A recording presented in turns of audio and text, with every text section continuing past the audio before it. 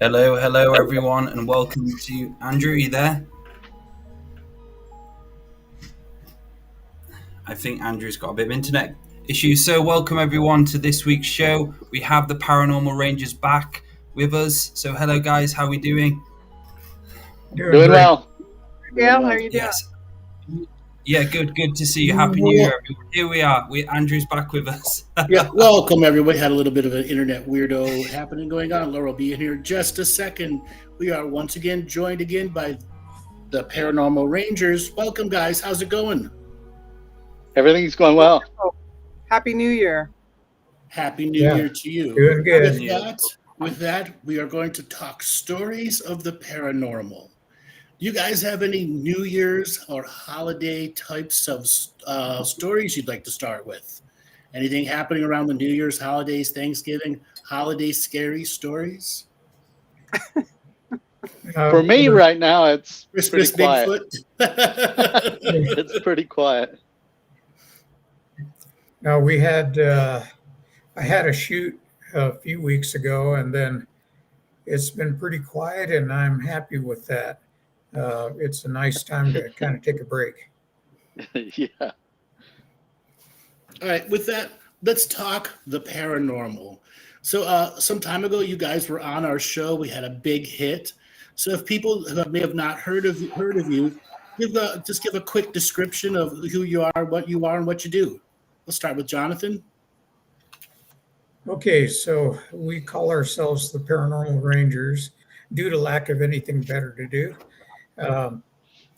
We started out in year 2000. We were assigned to investigate paranormal cases of all kinds on the Navajo Indian Reservation.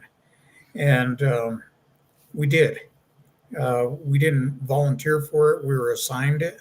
And we got pretty good at it, I would think. We did that for both me and Stan collectively for 11 years. And I finally retired. Stan was moved up into some temporary management positions, and he couldn't devote any time to it anymore. And a new director came in, and so that was kind of the end of that program. But during that time, we handled cases involving hauntings, UFOs, Bigfoot reports, and Navajo witchcraft, or the skinwalker. So there was a lot going on different times, and we got involved in a lot of it, and we came up with some very unique and interesting information. So I guess that's all I have to say about that for now. Jonathan, I'm sorry, Stan. Yes, I had completed the U.S. Indian Police Academy, graduated from the IPA in 1997 in December, and came on board, commissioned, and during that time, I worked a lot of different details, such as SWAT and in the special projects, things like dignitary protection and a wide range of different law enforcement duties and responsibilities.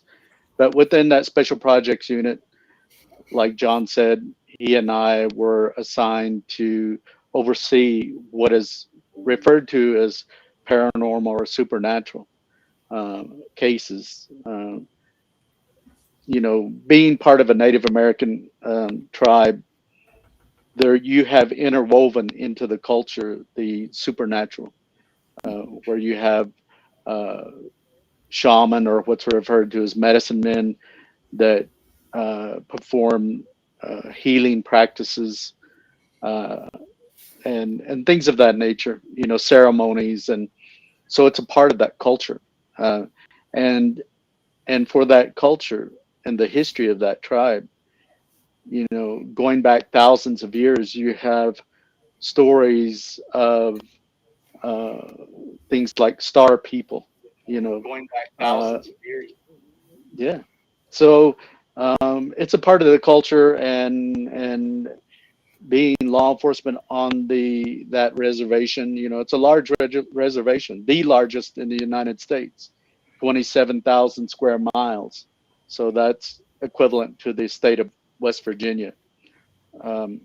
So we covered a lot of area. We performed a lot of different types of enforcement and investigation. Like John said, we investigated things related to the witchcraft and shape shifting, or what people often call skinwalkers,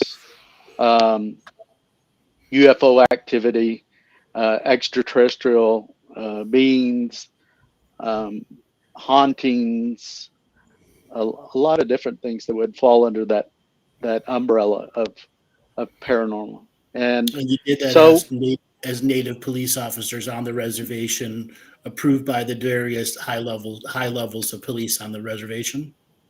well, within my career, I was commissioned as a Navajo police officer, but as a Navajo Ranger, really it's natural resource enforcement. So it is law enforcement, and you are commissioned. You do have powers of arrest and carrying a firearm. You were full police officers who had additional duties to look into the paranormal because the culture was so radically different there. Well, technically, the Rangers aren't police officers; they are law enforcement officers. There's kind of a difference there. Okay. But our task was to provide enforcement over all of the natural resources of the Navajo Nation, that being your fish and wildlife, your forestry, your livestock protection, and all of the other natural resources. So really probably the widest range of duties and responsibilities and authorities really of any law enforcement agency in the United States, really. That's the way I view it. And so very interesting. We worked about 11 years together under special projects. Like he had said, he retired in 2011, and I continued on with the department up through about 2022 or 21, and I did serve as the delegated chief ranger toward the end of my career. But yeah, very interesting stuff. Really eye-opening and in a way life-changing experiences during that time. Wonderful. All right, Michele, want to give your background real quick? Sure. Andrew and everyone out there, my name is Michele Meiners. I come from 3 Native American tribes, one being of the Navajo Nation, the other one is Pawnee, and the other one's Ojibwe Chippewa. And so my background is not in law enforcement, but I had the pleasure of meeting these 2 gentlemen through a entertainment production that they did an episode on an infamous show that I helped manage for several years with one of my business partners in the field. For trademark purposes, I cannot mention the show, but as I have been working up in the Uinta Basin, I can mention that I found anomalous and conducted experiments with Dr. Segala on electromagnetic fields, and the high strangeness that occurred up in the Uinta Basin with sightings of Bigfoot, UFOs, the thing that we don't like to talk about, the SWRs, which is the skinwalkers. So many people, and interviewing a lot of incidences that occurred with medical cases. We studied for about 3 or 4 years. We had participants, And we were finding out, linking that a lot of the electromagnetic fields were with the individuals. So when I met these two Navajo men through my partner, there were so many commonalities as far as our investigative backgrounds, the things that we discovered, the experiences we had from the experiences that were given to us. They asked me to come on board and be a part of their team and bring kind of a female sense to the group. You were an And investigator. You were an investigative reporter also, previous I was iteration. also an investigator reporter when I was in my youth, younger than I am now. But what we did was I did a lot of uncovering a lot of stories in my youth that had to deal with politics and the nation's under presidencies that we were dealing with, the Contras and so on and so forth. So I covered those stories in my past. And then I raised my children, traveled the world, and started having these paranormal experiences to different areas that I lived in around the world. And I just basically chalked it up to my childhood. You know, my relatives must be near. It was like, you know, Stan was saying, our culture, we interact with our supernatural. Mostly we call them our ancestors, and they're with us. And the orbs that come our way, we considered our ancient ancestors. So there's a lot here that goes into our culture. There's a lot. One interesting thing is I belong to the clan of the Skidee. We hold the star charts of the star people, as Stan had mentioned, and each culture has their own version of their star people and their galaxies that they came from. So that's how I got to become a paranormal ranger. Wonderful. Now that we got everyone's background set, recently it has come out that a Miami mall had an invasion by some aliens. Have you guys heard Yes. about this? I've We heard did. about it. Oh, yeah. Yes. So I saw the footage. A portal opens up, and three 10-foot tall grays walk through the portal in a Miami mall on the 1st of January. 70 police cars show up. Now, as police officers, do 70 cop cars show up? They shut down all air traffic control and half the city power go out for a bunch of kids fighting? Because that's the story. It was just a bunch of kids fighting. But in reality, they shut down power to half the city. The airport shut down. Literally, all the flights shut down simultaneously. A bit of a weird response, isn't it? It's one of the challenges is this occurred within a metropolitan area. The second time in 6 months. Las Vegas was the first time. Right. So in the Miami incident, you have a lot of the public that are witness to various activity that's going on around that particular incident.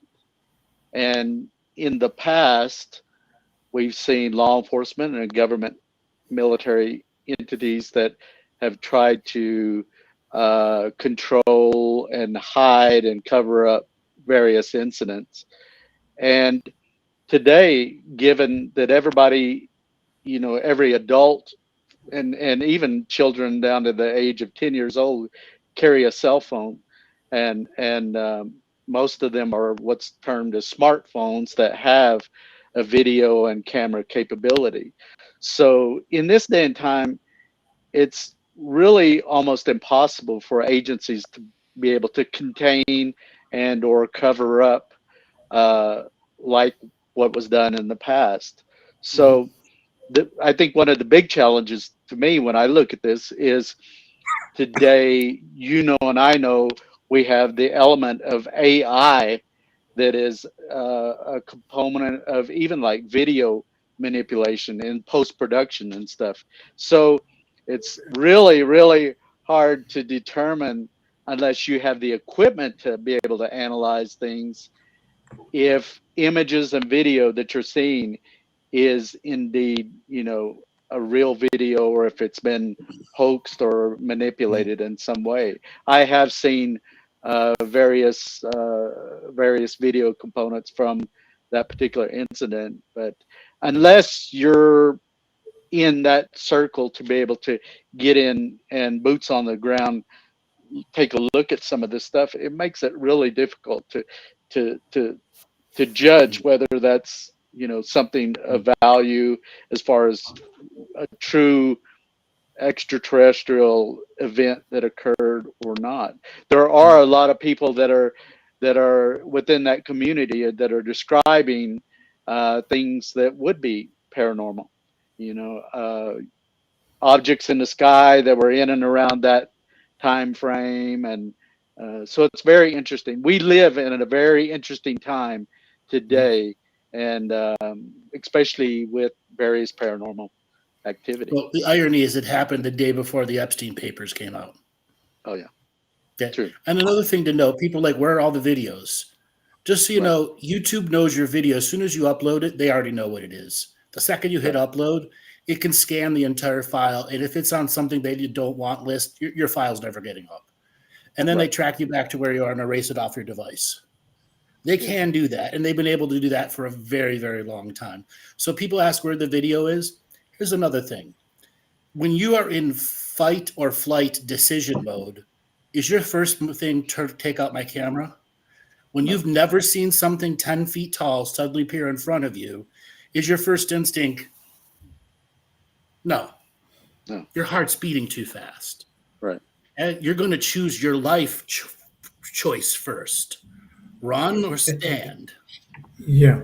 One of the things that I noticed in this case, I'm going to be upfront and say that off the bat, I'm always skeptical. I mean, you have to do a lot to convince me that something is going on and something nefarious is happening. As you know, with Native Americans, we have a long history of distrust of the U.S. government. 6,000 treaties since 1492.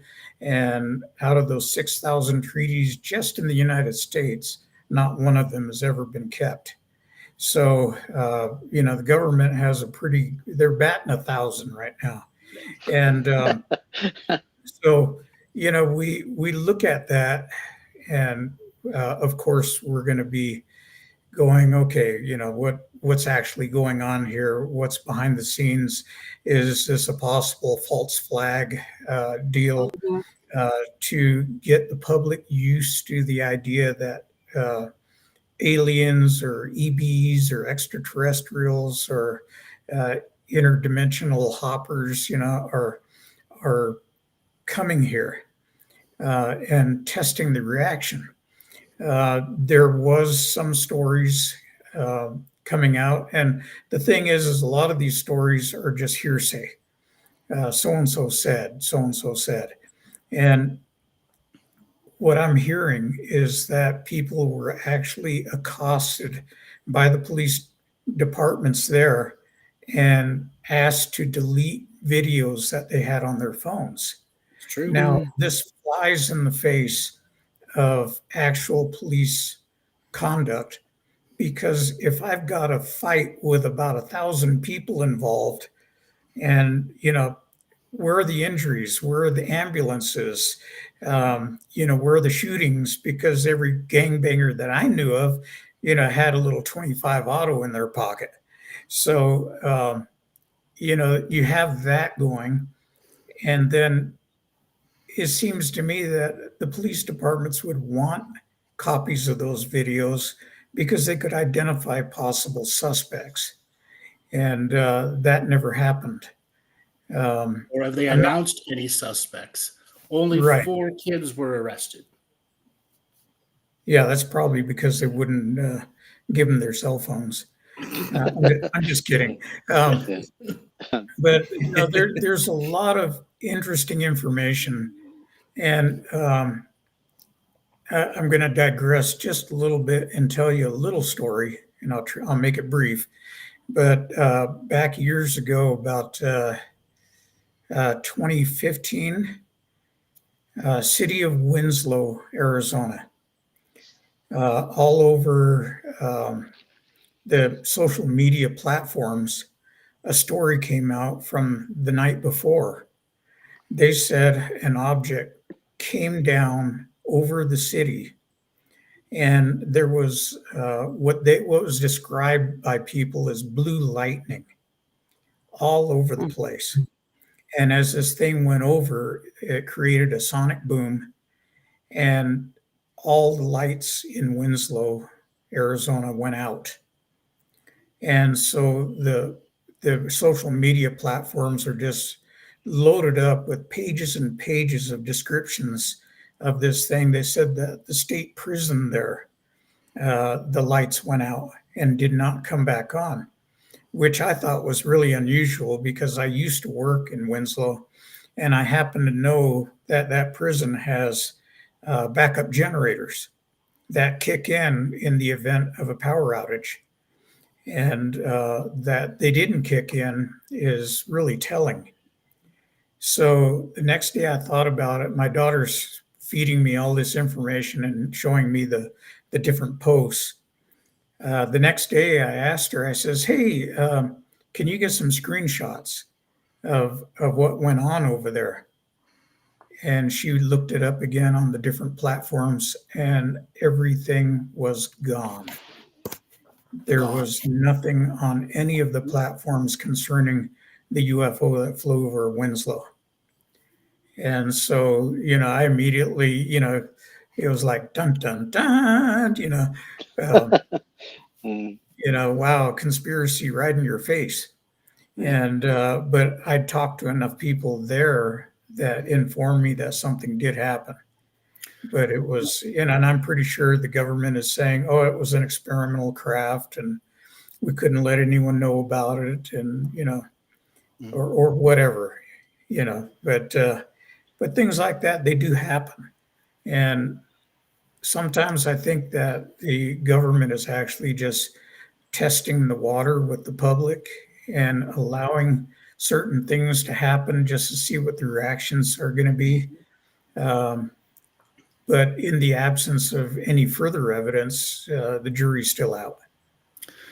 So I want to add this. It happened January 1st, but the rest of the world didn't really notice that until the 5th, going on to the 6th of January. Mm-hmm. So there was 4 days after it happened where everything was trying to get out and trying to get out and trying to get out. And then it finally broke out, and national news covered it because it was on everybody's Facebook page, everybody's social media page. It had broke the viralness of whatever the algorithm was trying to suppress it. Now, was that testing that algorithm? That's what I think you were trying to say. Yeah. I do believe that.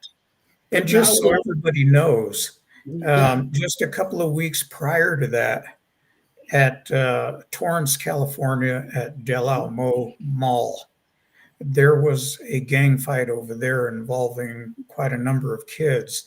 Police units responded. However, they were able to show the public the indoor cameras from the mall itself, and you could see the fights going on and the police showing up. So it was well documented. But to this date, we haven't seen anything from the mall cameras themselves. Nothing. No police officers coming out doing nothing. Now, I know TikTok has got its own weird audience on it, but there was a TikTok video about a kid calling his father, who's a Miami police officer, and was there, and the guy is asking his dad, what can you tell about it? He goes, nothing, don't talk about it, don't ever bring it up again. And every time he asks this, don't get it up, don't ever bring it up again, or I'm hanging up on you. And that was the call between a son and their father. Don't ever bring it up again, or I'm hanging up on you. Now, is that true? It doesn't matter if it's true or not. It is a test, whether it was true or false. It made it past the algorithm. Now, what did people do with this information? The same thing we're doing. We're talking about it. How fast does it spread virally? What does it really mean in the grand outcome of things going on in everybody's life? Nothing. The challenge there is that, like with I seen the video you're talking about with the son and the father, and it's being shown the father's actually on the phone at the time. But I have encountered where there are some of those TikTok videos that are staged, Yes. You know, and so that's a challenge with things like that. You don't, just on the face value of that, you don't know if that's being staged like that simply for the whole TikTok thing But or no not. Miami police Yeah, officers have come right, out and put up a TikTok video right, going, it's fake. right. Right. True, very And true. Okay. So I was going to say that, if it's a test, if it's testing the algorithms or anything else, I'm okay with all of it as long as nobody comes and puts a cup of Kool-Aid in my hand. Yes. Um, Or it just Somebody teleports says in front of your that, hand, then I'm or your going to coffee is send you a replaced by CD. Kool-Aid and you don't know it. Yeah. there So I'm is going to one thing send I you a do want to CD. elaborate on, Andrew, that you brought up earlier, is this phenomenon when you're in that moment of witnessing something at that level that is Paranormal. startling or paranormal, or John and I have experienced with a lot of the different cases we investigated where there's a certain level of trauma that that person is Mhm. experiencing. But I had an incident where I was on the last day of our one of the uh, uh, deer hunts on the Navajo Nation, and I was coming off of the mountain, getting ready to go back into headquarters, and I was still in the woodland area, and had come down a hill, and right in front of me was this large uh, monster buck, a mule deer buck that came down out of the woods and was within 10 or 15 feet of the front of my patrol unit. And it was the largest deer I'd ever seen, the largest buck I'd ever seen, with a massive rack. And and I sat there. I'd come to a stop, and it stopped in front of me. And for at least a good 10 seconds, 15 seconds or so, this buck and I were staring at each other, just and and after that time, it turns and it heads on up the hill, and I had a 35 millimeter camera, and I had a digital camera right there available to me, at that moment. But it didn't, for some reason, it didn't. My mind didn't click to grab the camera and take a picture of it. So Absolutely. a lot of times we have those experiences. Mhm. You So I know, had something. Andrew, just, Go ahead. just to get off a little bit, going a little bit down the rabbit hole. When I was contacted by people from the Uinta Basin when this was going on at the mall, and they were also reporting, according to some of the individuals that I was talking to, that they were also seeing shadow people up one of the canyons about the same timeline. So we had kind of speculated with each other that possibly, this could be a real encounter from the universe, or this could be, like you said, a test. There's holographic imagery technologies out there. That's the rabbit hole I'm going down a little bit.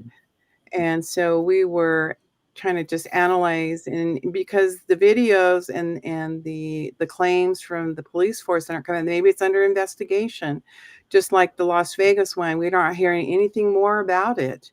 It's just kind of a open and shut case kind of situation. So, if you really look at this, was this a test of de-escalating a situation that could have gotten out of hand with the violence of these two gangs? And then talking about the Torrance one, same thing. What was really going on? Are they starting to use technology to reduce the violence? That's a little bit out there down the rabbit hole, but these were some of the things in discussion that I had with people having these events up in the Uinta Basin. Is some of these witnesses were also witnessing the shadow people. They call them 8 to 10, no faces, whatever you want to call it. But so it just could be under investigation, and it's a really interesting story. Like you said, the Epstein papers come out, what's the distraction? Are we starting to get more information that there truly are aliens out there, or is it just another one of these false flags that we're having to deal with.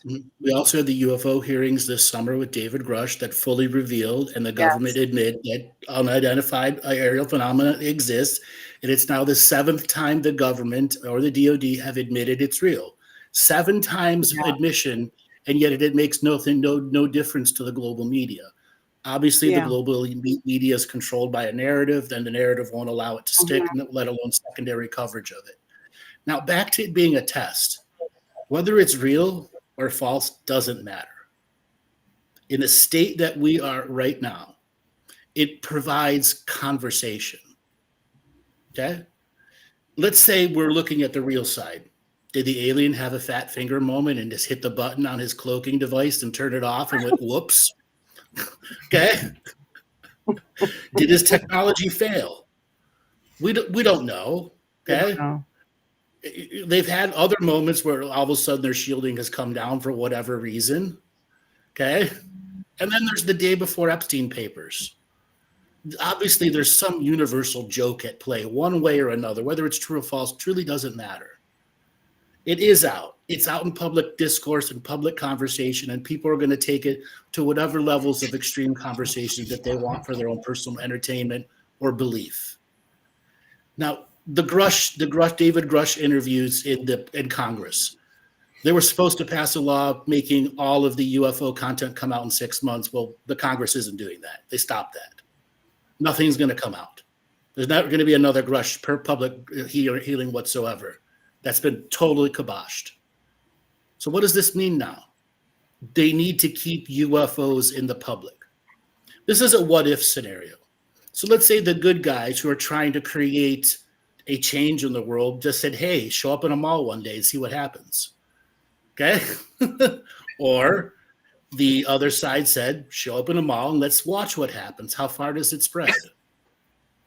It's spread right here where we're talking about, and tens of thousands of other people talking, and information is being suppressed. Great. Now what? What do we do with this piece of information? As investigators, you put it in a list of all your other stuff and you make comparisons. Has a UFO ever showed up in a mall before? No. I think in 1984 it did happen. Actually. Couple of schools. Couple of schools, yes. Okay, it's not unheard of where they just land in front of a group of people. Well, if you look at in recent months, like let's say the last 6 months, and going into from 2023, we've had the incidents that occurred in the northern part of the United States and in Canada, where supposedly U.S. military and Canadian military engaged with unknown, or what they were determined as UAPs, unknown phenomena, and my understanding in talking with certain people that I know, and seeing some actual images and stuff, there was stuff that was shot down, and in that that causes me some concern when you hear these incidents where militaries are actually engaging in some type of combative actions with these objects. And since those times, it just seems like there's been more and more and more activity that people are witnessing and observing. Right now the jellyfish UFOs or UAPs are really the hot thing that's being documented, and so I think it makes cause for concern that whatever these sources of objects are, because of the frequency of the activity, is something unified with that intelligence planning something or doing something. Now, little side note, we had 4 consecutive X-class flares hit the planet day by day by day on the 1st of January. Is their technology being affected by those X-class flares? That brings up a whole other set of questions that as the sun is coming out of its solar minimum and now going to its solar maximum 7 years ahead of time, because yes, normally it's 11 years, and it's coming out after 4 years, coming back from a solar minimum to a maximum. We know that the sun affects everything from physical to spiritual. And we know that many off-worlders, their technology borders on physical with full spiritual properties to it, whatever you want to call it. Are we going to be seeing more and more solar flares? The answer is yes. We're absolutely going to be seeing more and more solar flares. And if it correlates with more sightings, then we know their technology is affected by the sun.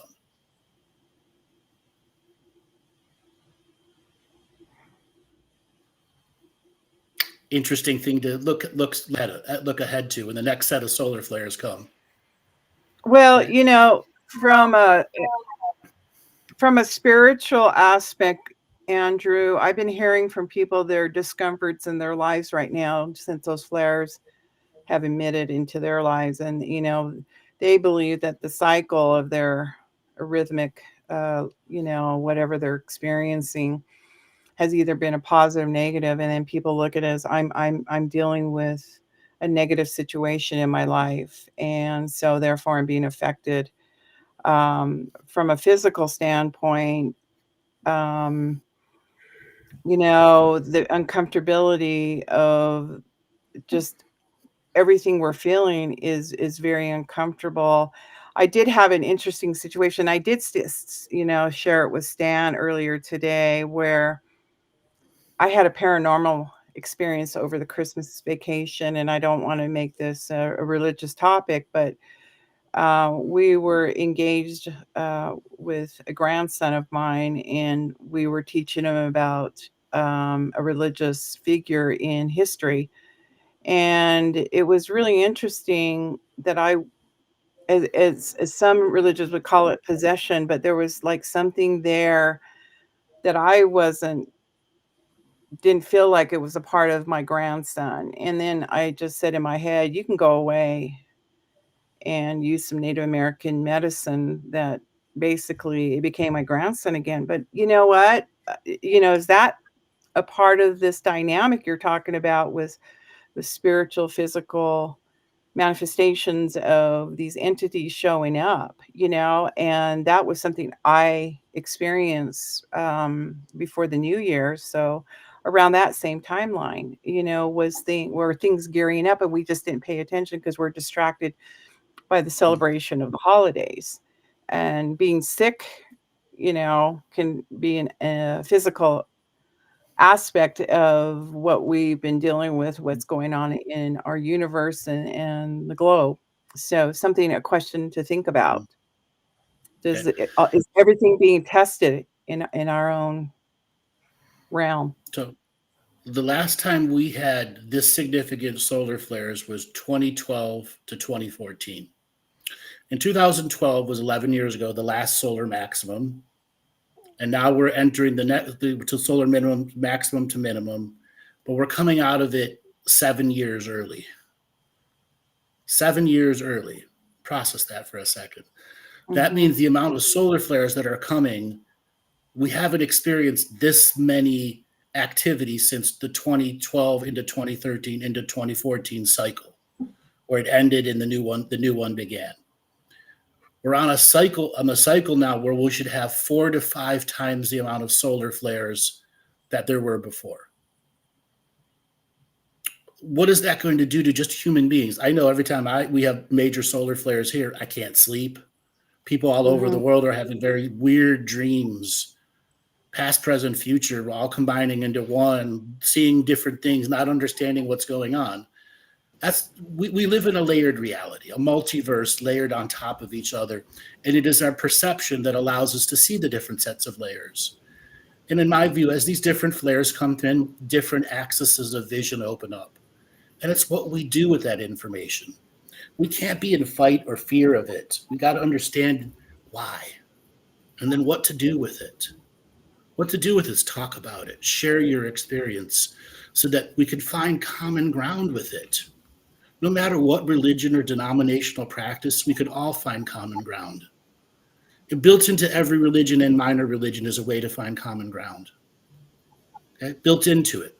Separate of the dominative orders of man within inside those different organizations that want power, separate of those, we all can find common ground.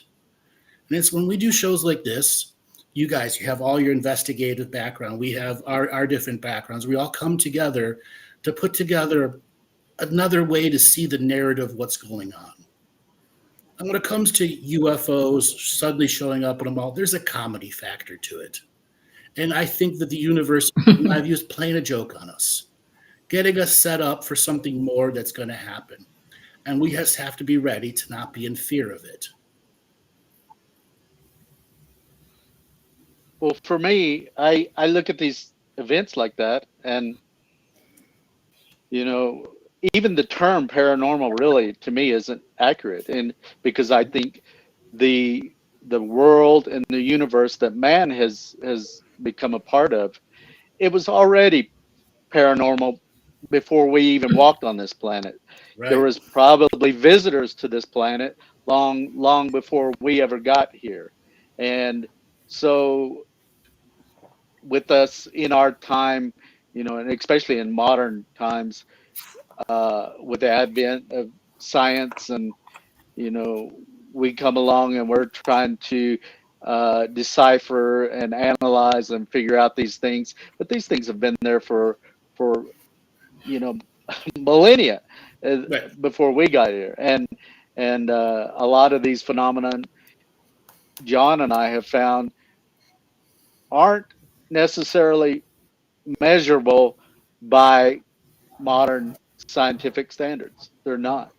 Which means you have I to modify the scientific observational technique based off your awareness, your personal belief, what you've seen before, and not what you expect, but what you know could probably happen. Well, for me, one of the activities that happens to me ever so often is this apporting of coins out of thin air into my physical world, and I repeatedly see this phenomenon happen with my own eyes, and so I know it happens, and I know it's not some type of psychosis or whatever. I've repeatedly seen it happen, and I still have retained that physical property in those events. So I know it happens, and other people around me have in some cases have witnessed that too. And if you look at the technical side of an apport, people are often have the question: is it possible to teleport, or and it is possible if the coins can materialize from some other space or dimension into our physical world, then it is possible for for this idea of teleportation, like what you see in the television series Star Trek or the movies. It is Well, my possible. car keys do it. My car keys do it all the time. Wow. Yeah. So You know what happened to all them socks that were in the Yes, dryer? some left socks too. Mhm. Only one side.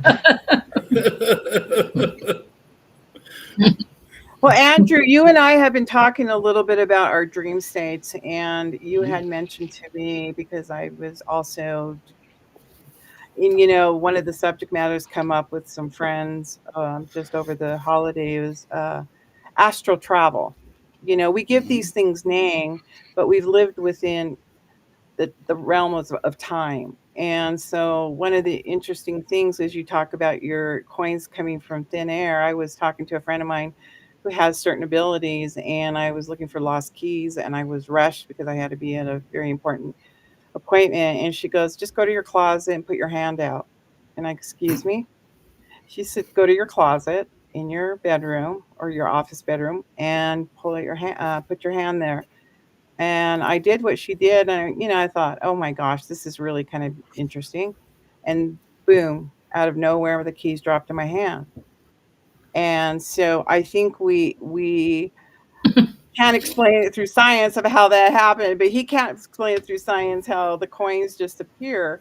You just had the experience, and you're sitting there in awe because you're thinking, did I do that, or was that a manifestation that the universe wanted to work with me?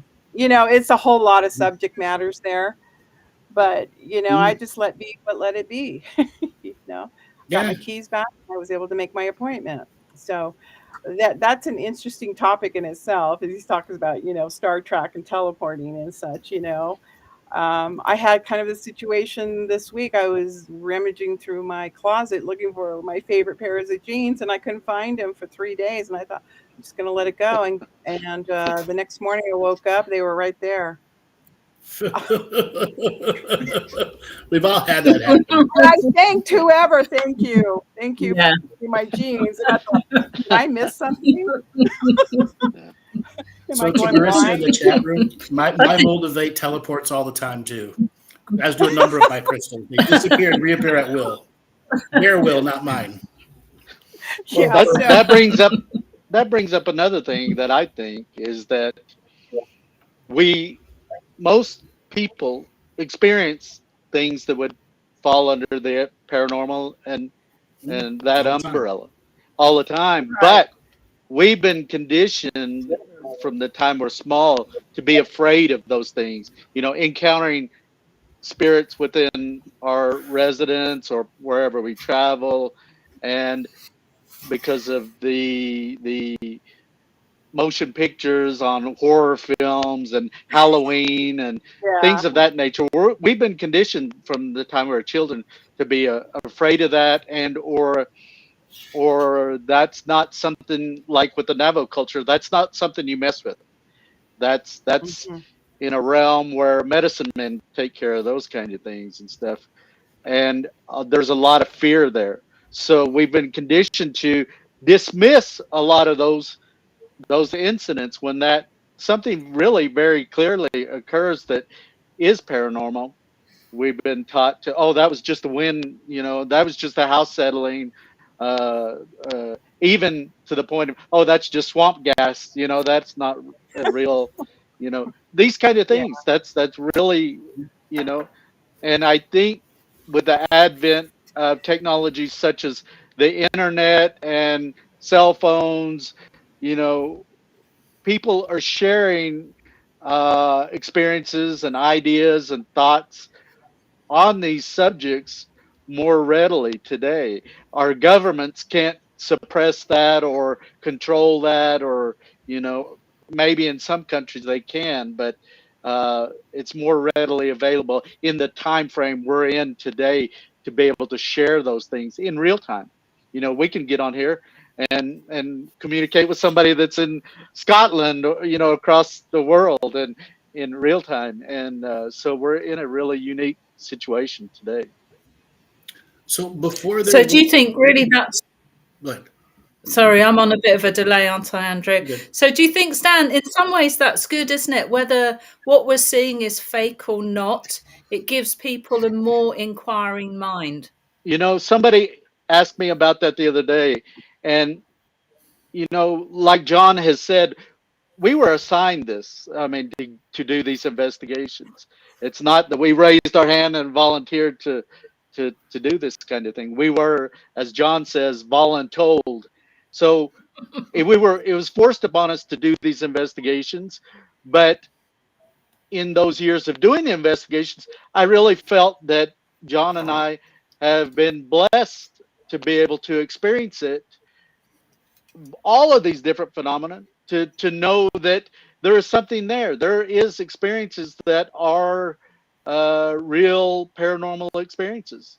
And I would much rather be exposed to know the truth that this stuff does happen, as opposed to just have blinders on and pretend, I didn't see that, I didn't hear that, or I, so I think of it as a blessing, because it allows you to look at the world and universe around us and realize, with the James Webb telescope and things, we see that our universe is far more vast than what we could really, with our mind, can even comprehend.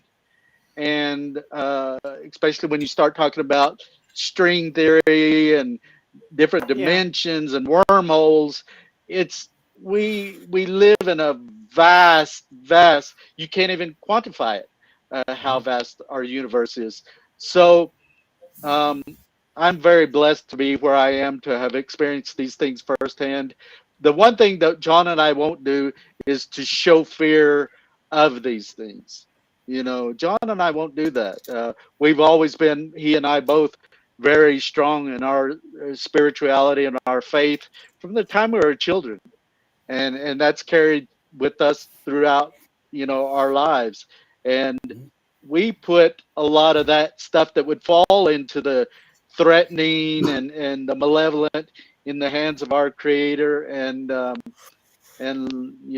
so yeah, it's very interesting, and I think it is an awakening, and I think mankind as a whole in this time, what I've mentioned about we are in a special time, I think it is a time of an awakening of the human race, so that we can look at these things like what's going on in Gaza and other places and realize that we've got to learn to be more compromising with other people's. We all share this little blue marble, and it doesn't grow. It's stayed the same and always will. We have to share the resources, lands, and be more open to our fellow man, and the murdering and killing of people, that really we need to get. That's very primitive, and we need to get away from that and help each other. We can make this planet really a virtual heaven here on Earth if we could use our science and technologies to clean up the messes that we've made, and to better mankind. Before you were talking about those little paranormal experiences we've all had, we just don't recognize them. Right. Now, before the internet and before caller ID, in my household, when I was young, the phone would ring. Everyone played the guess game of who it was. Yeah. All too often, somebody was always right. Oh, it's Grandpa. That's Uncle Dev. It's something. And we would have these moments like, how did you know that? And it wasn't just because of the time the person was calling. Okay. It was a very natural thing. Who had that happen in their home? Guess who's calling? We used to call it the telephone vibe. Oh, we knew when my mom was calling. Oh, it's mom. It's interesting. And it would be mom. It's interesting, isn't it? Because when you're a child, you seem to be more. You seem to see that world so easily and so clearly. But when you go into teenage years and get a job, work full time, you kind of say no to that world and you don't choose to look at it anymore. And that happened to me when I was a kid. I saw ghosts and spirits all the time, paranormal things. And when I became a teenager, I just started to say, no, I don't want to see this at the moment. Until later on, I had to reintegrate my inner child in my adult self again. Then I started to see it again. So it's interesting how when you're a child, you see that thing so easily and they see it so easily. But when you're older, it kind of like the forgetting happens, doesn't it, for a lot of people? But when you get older, in your senior years, a lot of times that opens back up and you become in tune. And also it gets knocked out of you, doesn't it? Yeah. It gets knocked out of you by the adult. We get so caught up in the 9 to 5, and paying bills and debt and all of that, those things of that nature get pushed aside. That's right. Well, the subject matter we're talking about is, the awareness, but it was really interesting because of these events that I've had lately. I mean, as funny and silly as they are, keys dropping into my hands, pants reappearing. I'm thinking, what does the universe want to tell me? What am I not listening to? What am I not seeing? And then a lot of times we explain it away. Oh, it's my age. I'm losing my mind. I'm you weren't supposed to wear those pants. I'm not supposed to That's what it was. Universe didn't like those pants. They don't go with that shirt. Yeah, exactly. I know I put it there, but But it's really interesting because I've been looking at this, what am I supposed to be aware of? And it was interesting talking to Stan earlier. He says, you've been going so fast, no wonder you're sick. Take care of yourself, watch your physical being. And so maybe that's attention getter, be aware of your surroundings, your universe, of the world. And people are talking to me a lot. I am not feeling good. I'm spiritually down. I'm depressed. And I have not felt that way. I've just felt like having these really funny moments, with physical things. But I'm trying to say, okay, spirit, what are you trying to tell me? So that's the awareness that I think Stan and Jonathan and all you guys we're all talking about today, is our awareness to be childlike once again, even though these are childlike experiences.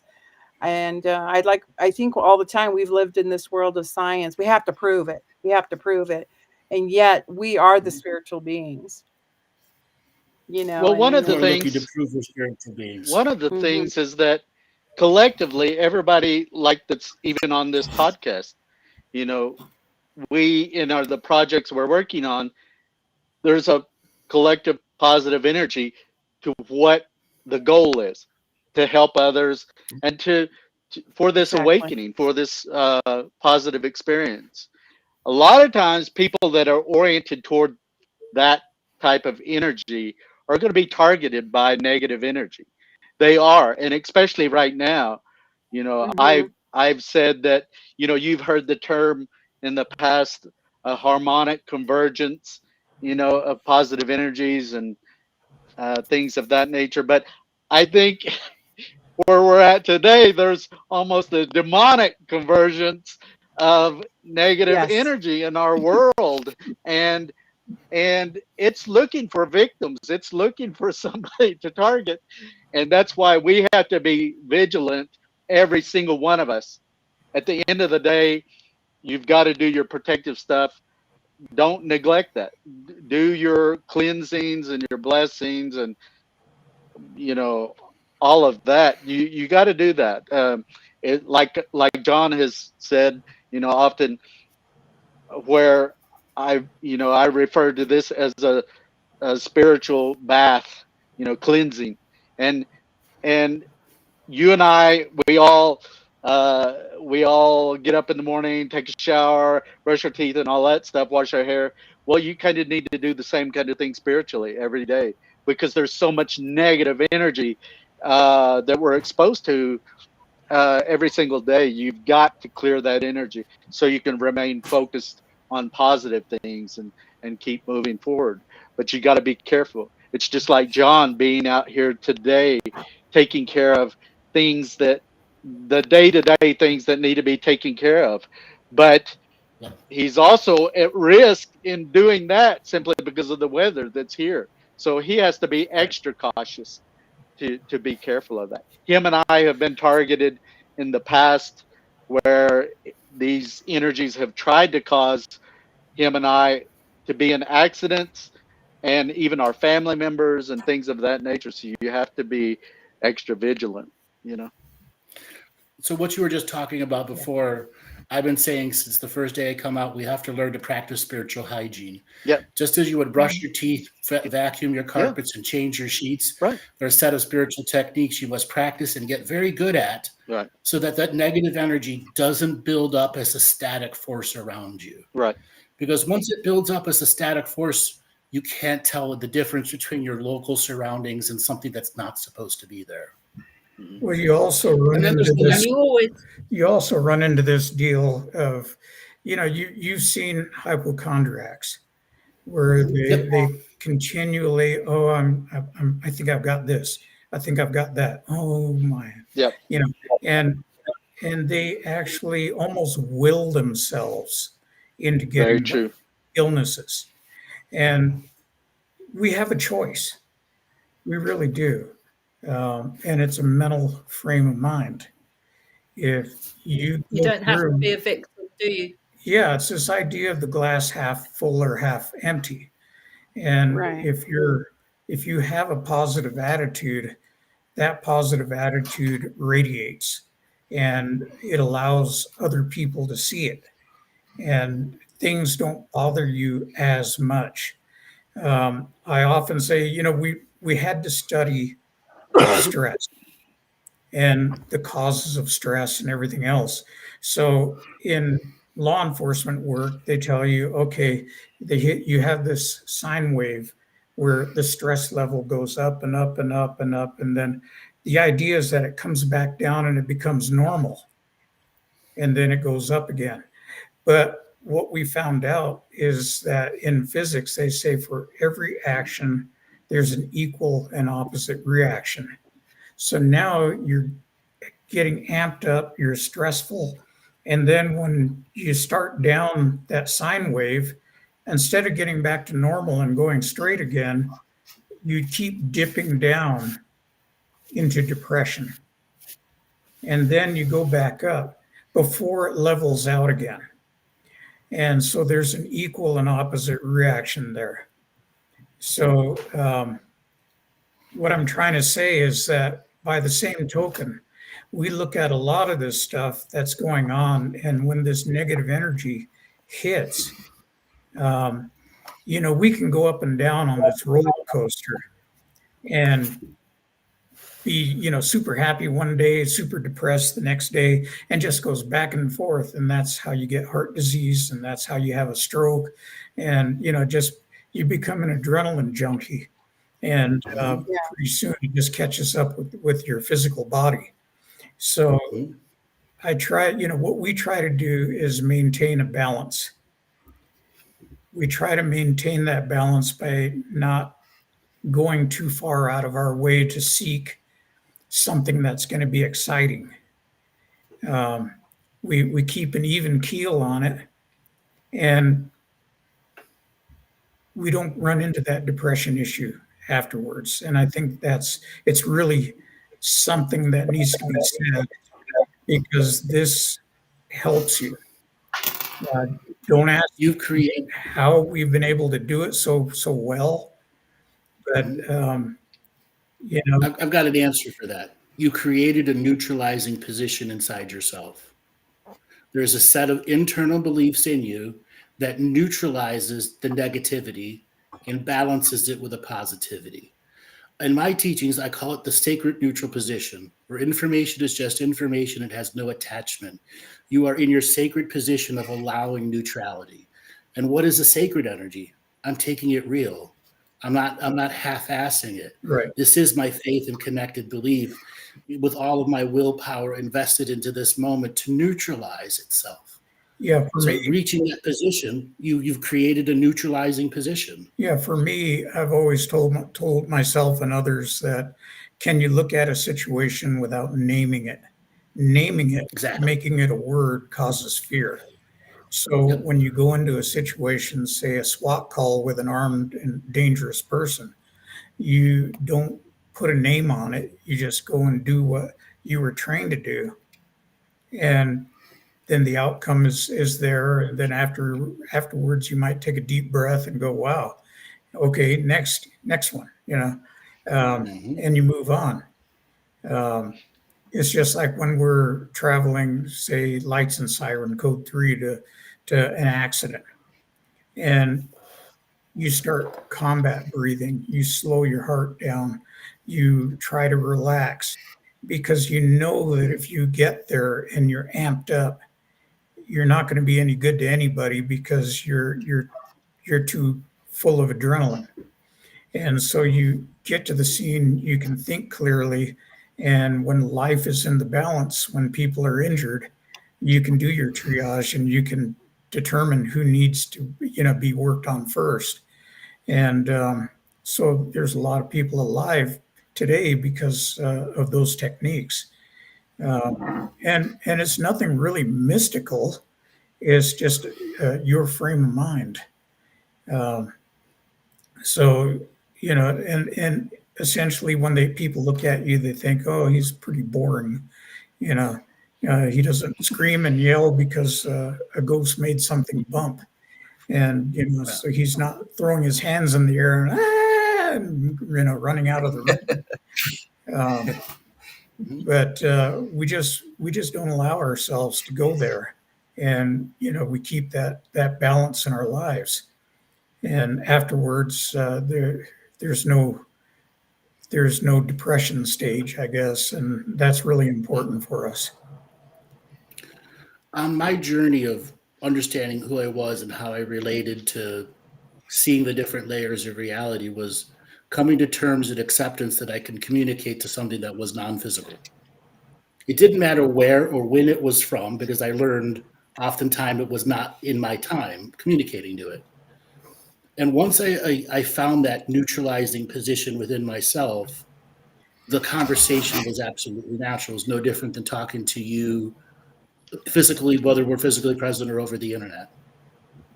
And once that solidified in me, it opened up a whole new realm of what paranormal versus natural. Right. It opened up the term natural living. Before the internet, before industrialization, we lived in agrarian society, connected to the lands.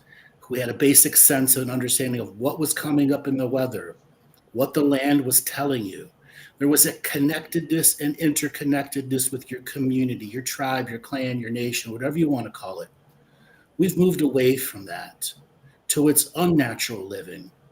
Natural living is to be able to mind communicate, telepathy, whatever you want to call it, with the environment that's layered around you.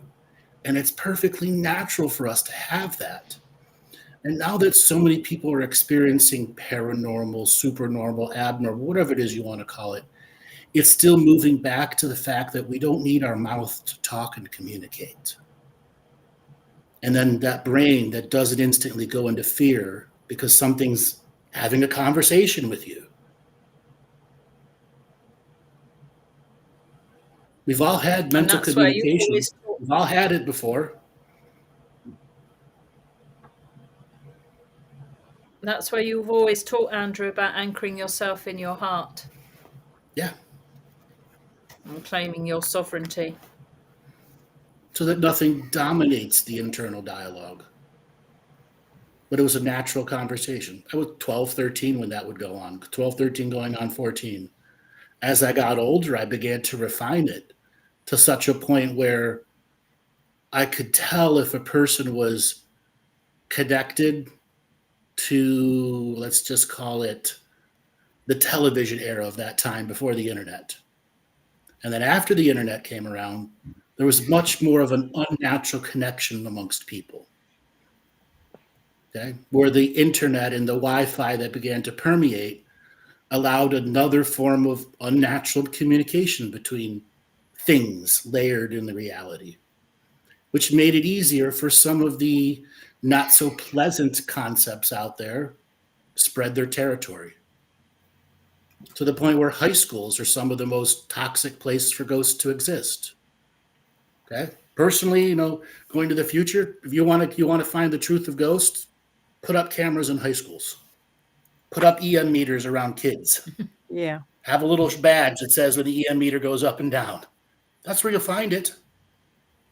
You'll find all the proof right there. You don't need a church. You just need kids. Kids going through their emotional changes. They have the highest amount of energy versus us adults. Andrew, you're talking about community consciousness. So do you believe that the event in Miami was a community consciousness event that occurred? Or was it, what is it? I have a different word. It was the uncollective trying to force the collective to realize it's a collective. Okay. We are an uncollective by natural belief right now. We don't believe we're a collective. Okay, that's us, the uncollective going, hey, we're a collective. Or it's the collective telling the uncollective we're real. Both are the same result. Our whole history, I became a devotee of looking at old 1950s science fiction films. And I'll explain that one of these days in the what do they call that? The pay for the pays on the website. But we have been taught with all these aliens and science fiction movies in the 50s that it's something to be feared. it's something that's coming to get us, whether it's pods taking over people, or which really in those days was the idea of communism,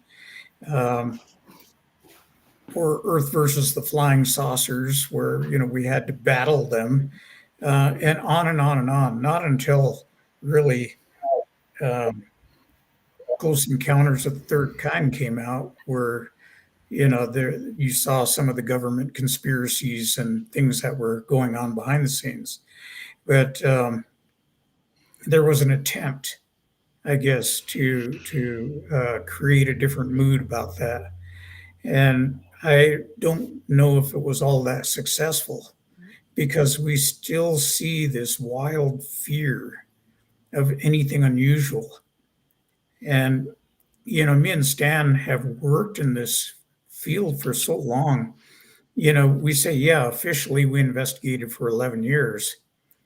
I was on with the Rangers for 31 years. And during that time, I had numerous cases that were going on that were not officially investigated, because there was no mechanism for it, but they were noted. And so many UFO sightings that, I know of people that tell me they'd give their right arm to see a UFO. Well, I saw so many of them that it got ridiculous.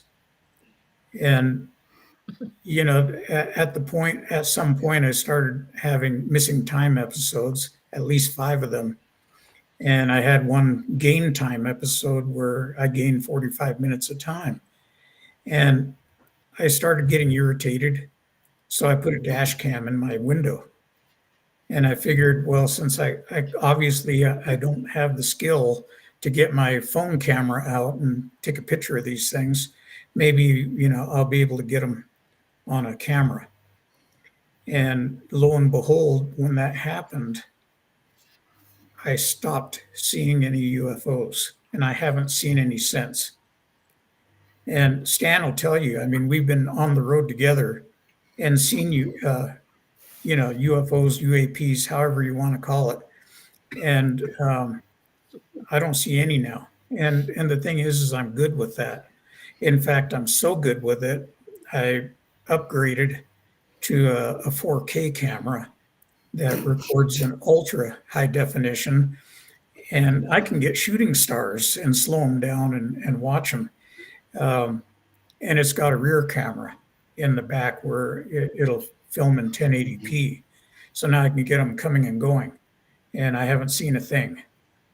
Can I quickly share a story as well, connecting Sure. to that? Me and Laura did ayahuasca a journey, and afterwards on the last night, we went out of our film cameras, and we saw a UFO start going across us, and we went, right, let's film it. Started taking the camera out to film it, and it went into an airplane, started making a noise.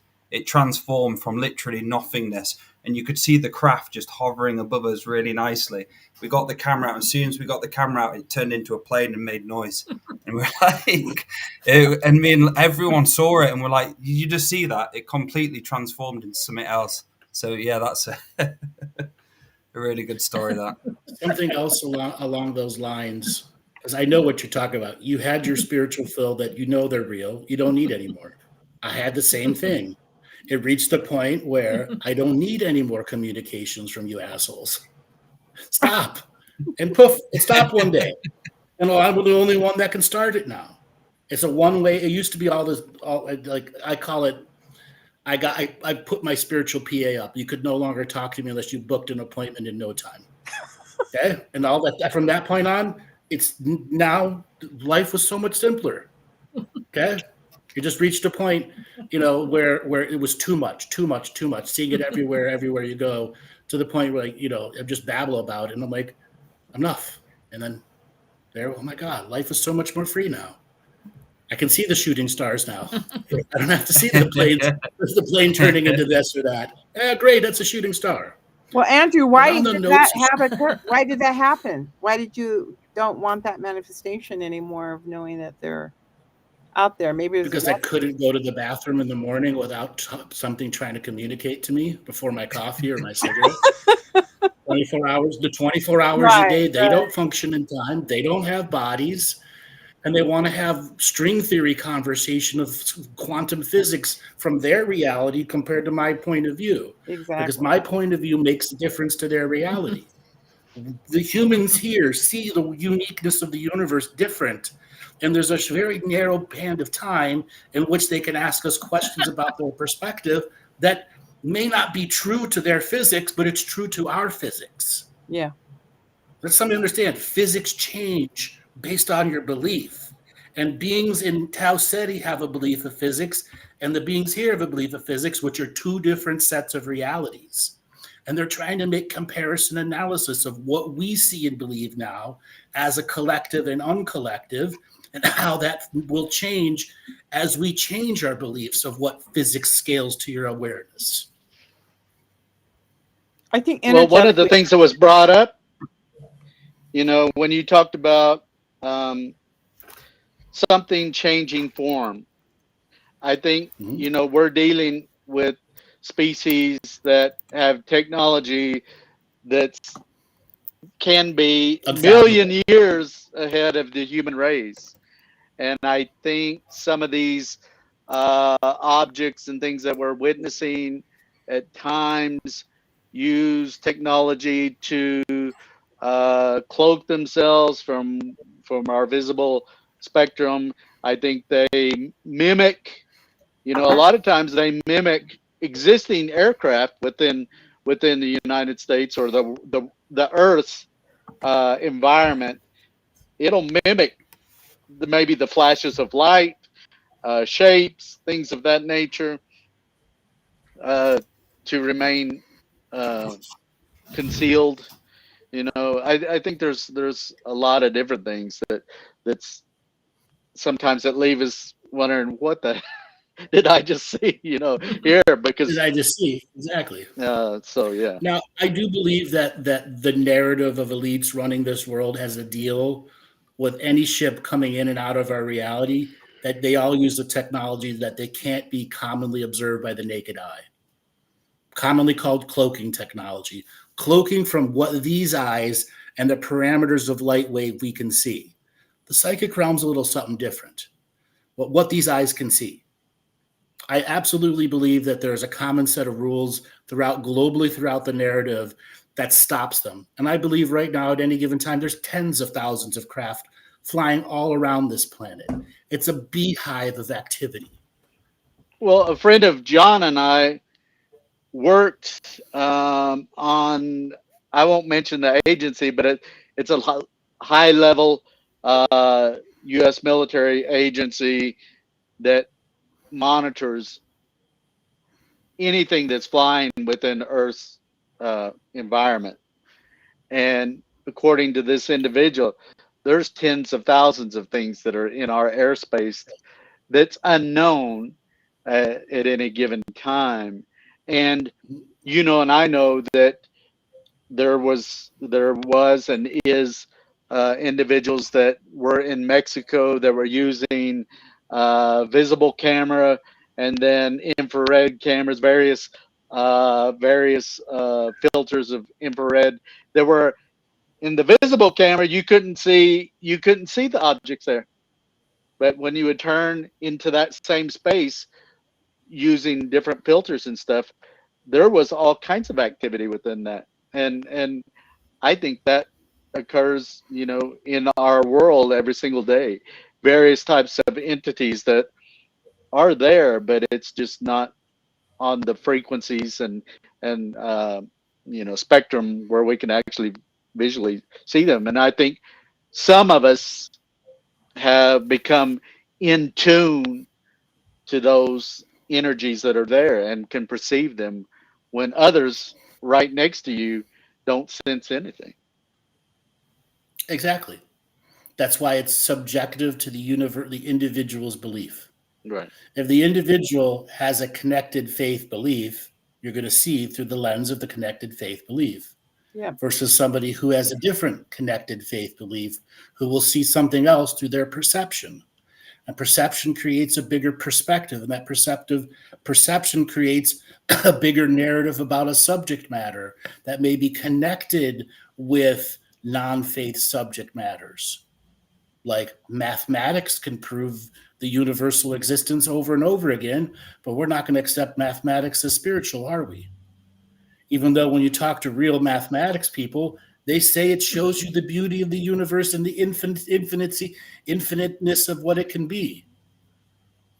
Math is the first language to spirituality, but science isn't going to admit that. Yeah, there's many ways. I think one of the things that I'll say here, and we've said it before, but for the Paranormal Rangers, this is one of the things that we speak about amongst ourselves a lot, is this idea. People ask us all the time, do you believe? Do you believe this? Do you believe that? And we don't really like to use that term belief, because belief is to have faith in something that there's no evidence. There's nothing there aside from you just believing in it. And what we've seen in our careers, the evidence that we've seen that this stuff has happened, that there is a physical manifestation, that something is actually going on that can be documented. Even if people don't believe it, like we said, in the Netflix episode, you weren't there. You didn't see what I saw. You didn't deal with the terrorized people that were just losing their minds, And you transcended belief. So, we looked at it from an evidentiary point of view. What could we take to a federal court and testify? And it's a really, really thin, hard line to take. Mm-hmm. And we've seen enough evidence that tells us that something is there, something is up. And, I can't help you if you think that, it's a belief system, because for us, that's why I said it is. Your experience, you transcended belief. You went beyond belief. Right. Way beyond belief. Into factuality from your own numerous experiences. It's just not I believe in the light and the angels. They're real because you had several dozen experiences that not only proved to you it was beyond real, that it's beyond belief. Yeah. It's next level of manifestation. And early on, we speculated, because the goal of an investigator is to answer why. And that's a question that's often not given much thought. But you have to go a little further and say, why did this happen? As not only how, but and where, and all the other questions. And we started having different speculations about it, and we came up with this idea of the multi-dimensions, and that these things were dimensional. They were not extraterrestrial from billions of light years away. They were just right next door to us. And adjacent reality. Right. And so far, that is the only theory that fits all of the phenomenon, including Navajo skinwalkers, Bigfoot, UFOs, and hauntings. And we haven't, we're open-minded, we're looking, and we want to see, okay, is there something that's going to trump that theory? And we haven't found anything yet that makes any sense. And yet when you see the ATIP program and the things that they were looking at, faster than light travel, they were looking at dimensional gates, they were looking at multi-dimensional universes. They even did experiments with the Large Hadron Collider, and to try to open up dimensional gates and send messages through. So that tells me that there is government interest looking at metamaterials that haven't been seen here before and how they can be developed for aerospace use. So there's a lot that's going on that coincides with, and it also matches with not only with Navajo emergence stories, but with other tribes and their emergence stories and how they came to be here. So we haven't seen anything that takes away from that. So I want to play a little word play and definition play. Extraterrestrial versus extra-dimensional. Okay. Extraterrestrial is inhabit, came from another world. Extra-dimensional is this world, but from an adjacent reality. Now, adjacent realities have different density to them. So a higher density adjacent reality will have higher functioning beings that can manifest into our reality, such as a Bigfoot, and go in and out of the various bubbles of dimensions, our sight-based vision. And you have lower density entities, such as reptoids, who may have come from another place, but now reside here in our layered reality. And in their particular unique layer, they're trying to terraform their little dimension in which they exist to make it better for their living. And then you have other beings who are completely natural to this world, the little peoples of all the different indigenous cultures, who have their own layer of reality, dimension, that can both function as high density beings or lower density beings, because each of them have a different purpose into the many layers of reality here. Okay. This planet, it services life, not unlife. Therefore, every dimension, extra dimension beyond our sight, is going to have an entire culture of beings that live in it. And I believe as more and more of the truth of extra dimensions and their layered realities come out, we'll discover that trillions upon trillions of beings live here. And we've been sharing this space for a very long time. And we just have to figure out how to share the space through new perspectives in which we can get along and not fight each other. With that being said, Andrew, can I share a story? Sure.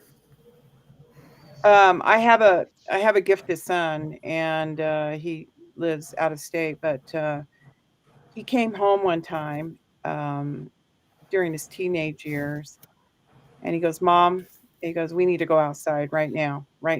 And I said, "Okay." And he goes, and I was busy doing something in the kitchen, and he goes, "Mom, right now." So he pulls me outside. It was on a spring day. He goes, "I need for you to look up." And there was a massive clouds coming towards our home. Massive clouds. And he goes, "These clouds are going to go over the Wasatch Mountains." I live near the mountains. And he goes, "Look up." And you could hear a slight humming. And it was a fleet. And I said, "What is that, son?" And he goes, "There's a fleet of a species called the Armada. They have now just lost their planet, and now they're coming into our solar system." But what was intriguing to me is to see these massive clouds of being hitting their craft, was the insignias that they were writing inside the clouds to say, "We're here." And it was a clear blue day. It was just this cloud mass that went over our home into the mountain range above us, and then it disappeared.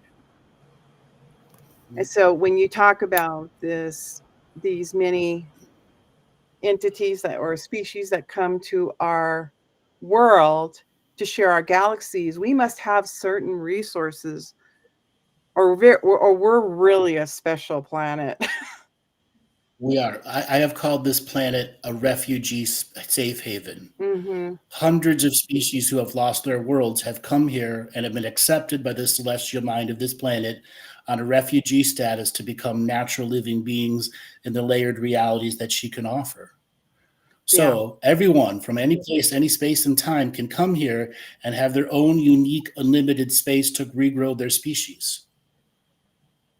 And I've always kept that inside because I thought that was a special event between my son and I. But when you spoke about this, where we share the space with other races and entities, it's really hard because contextually there is verbiage. We don't know how to put things to things that are unknown to our bodies, our minds, the way we're constructed, and not having met them. We don't know what their realities are to our reality. But we know there's an existence because things are starting to show up, just like the mall, just like, different experiences everybody's having, the transcendence of belief. Do we believe? Well, I believe what I've experienced in my life is my truth. And so this was an experience that was my truth and my son's truth.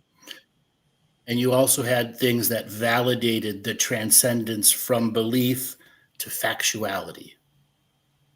That's what the Rangers did by every time they recorded and put down evidence that they could take to a court. That's the transcendence where it's not about just raw belief anymore. Mm-hmm. These are the facts. Right. And these facts are undisputed. Okay? You have the evidence to bring in front of a court to say that this actually happened. Signed affidavits, et cetera, et cetera. That transcendence of belief is vital for the growth of all parts of the consciousness that's involved in these realities. Mm-hmm. Those refugee species who have their own little tiny space, well, they also want to be able to share our malls. They want to have open reality because the vast majority of other worlds allow that. Part of my cosmology's said is before this world went through the breakdown of what it is, it had 8,400 separate individual times. And you could link to a time, to your density, and to your dimension, times 8,400. So that means there's 8,400 single time addresses with dimensions and densities in them, with all their unique spaces that they could have. We're being ruled by one thing called Roman numeral time, which is just a social agreement that has a mathematical factor of validation behind it. Mm-hmm. When we return back to natural living and we are looking up at the moon and the sun, and we use natural sidereal time, your position to the moon where you are locally, you're going to be able to have access once again to those 8,400 different zones of unique time. And that's what makes this planet uniquely special, is that it has all of those different time addresses. And it's why time travel is such a humongous part of the off-world communication going on. As I said earlier, I didn't know when things were communicating. That was a very common factor. So I realized it doesn't matter. It's all past, present, and future simultaneously existing for this being here now. As long as I accepted that, the communication was in the present now. Because when the present's over, now what? Always comes down to that. Once that moment ends, now what? What do you do with it? Well, how does it change? We always have this concept that time is a linear line stretching off into the distance in a straight line, that once you go through there, there's no going back. And I don't know, I kind of think, I've often thought of time as like a record player, like a record that has spirals out. But now I'm starting to wonder if it's more like a ball of string. It is. I call it the hairball. Yeah. And, like Doctor Who used to say, this wibbly wobbly, timey-wimey stuff, is our concepts, which we've set in concrete so long ago, don't stand up to the realities. And the other thing I wanted to say was, we see people recoil when they see shadow figures, when they see 10-foot supposed aliens or interdimensional figures. We can't even get along with our fellow man. Mm-hmm. Today, I want to add something. They don't want us to think we can't get along with our man. I think we get along with people far more than they want to let us on. I think one time they said that there's over 200 armed conflicts going on in the world at any one time.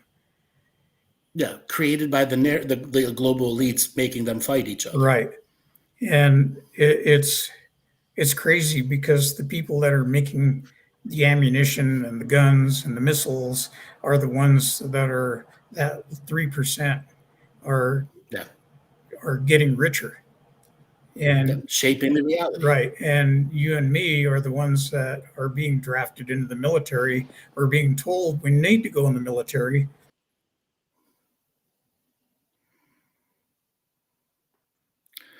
That's such a... Okay, are we back again? Yeah, you're back. Did there for a second. Okay. One of the things too with mankind, Yeah, Mike. You know, when you're in kindergarten, you have that little plastic ball that you put the different shapes in, the triangles, the squares and stuff. Man tends to want to force and hammer certain shapes that don't fit into that ball to make it fit. To make it fit, you know, to make these concepts and ideas fit within what our understanding is, you know. That's why I say multidimensional whole to polygonal whole. Yeah, so we need to get beyond our past thinking and get into a different frame of mind with all this.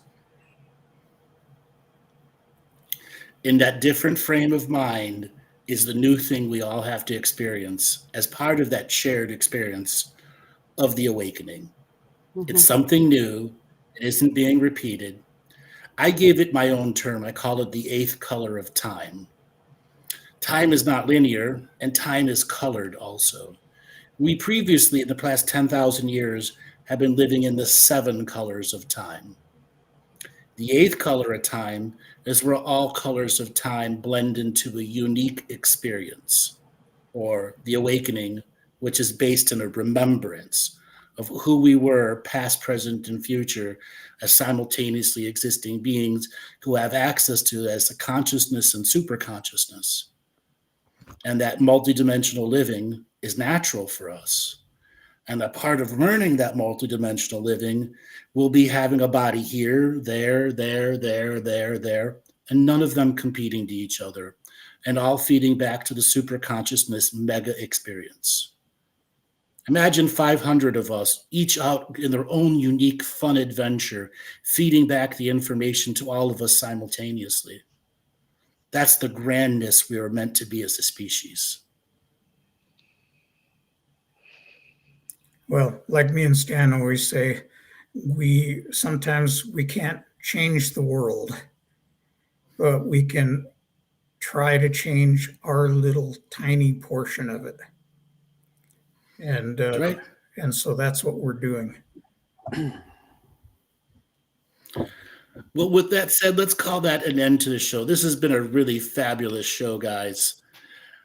So your website should be up, I believe, shortly. We will put that out for everybody. Laura, you want to give a way for people to get a hold of you?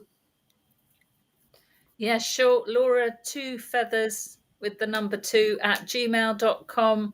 I do online sessions for self-empowerment through shamanic practices. And over the next 2 weeks, Andrew, Dale and I will all be in York in the north of the UK doing our combined therapies, which we're pretty much full for.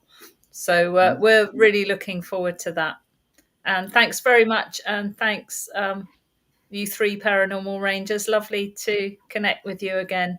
Can I ask, can you put that email address, can you put that on our website where we communicate? Yes, sure. Okay. Yeah.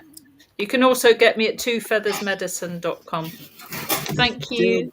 Dale, giveaway Thank for you. you to give away. If anybody would like psychic surgery and soul retrieval sessions, visit daletobin.com. I'm also running past life regression training throughout January and February. What an incredible, fun show.